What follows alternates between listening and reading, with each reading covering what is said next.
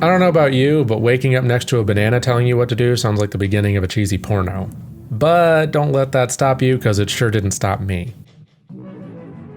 So here is my quick review of My Friend Pedro.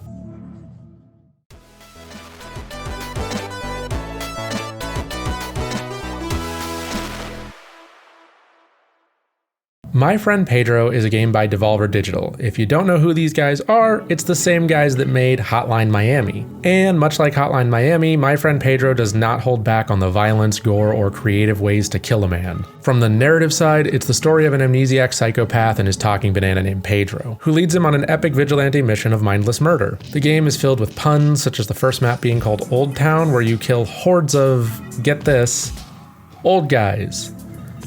Just a lot of old guys. Killing grandpa. Oh, that was someone's granddad. The story of the game is mostly there as a joke, and the joke is very punny. Each level seems to mostly make fun of popular culture in some way, whether it's making a joke about YouTube banning cat videos for inappropriate content, or the villain, titled The Dictator of the Internet, sending enemies called ISPs to attack you. Now, while the story is fun, the meat of the game is the gameplay, and that gameplay is fantastic. Movement is a big part of the game. You have a bullet time bar that, besides the effect of just slowing things down, also allows you to do Matrix-style flips in the air as you kill people, and if you do something particularly cool, Pedro pops up approvingly. Even without the bullet time bar, you can do flips and jumps and fly through the air, aim in multiple directions. It's really cool, and it's a really neat way to do sort of a side-scrolling shooter like this. As you progress, you'll get more guns and different types of enemies to face, which is also a lot of fun. Arguably, the most enjoyable gun to me is the shotgun.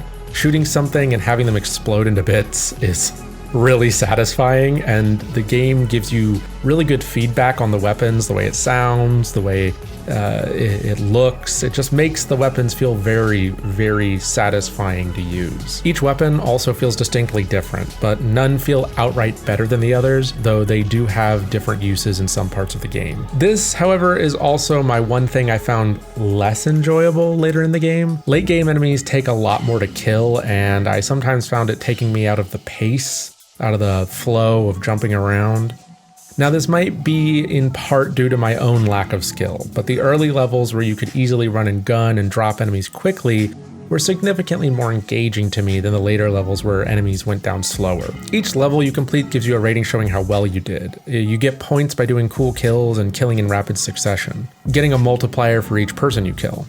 This is why moving fast is so important, as if you take too long to kill again, you lose your multiplier. You also get bonus points for killing all the enemies in a level and getting through the level without dying. To me, this adds a lot to the replayability, making me go back over and over to try to get a better score. I ended up staying up too late going, oh, I can do better, and so on and so on. Now, this also makes me want to touch on level design. Each level has some sort of theme going on where it introduces a new mechanic or feature.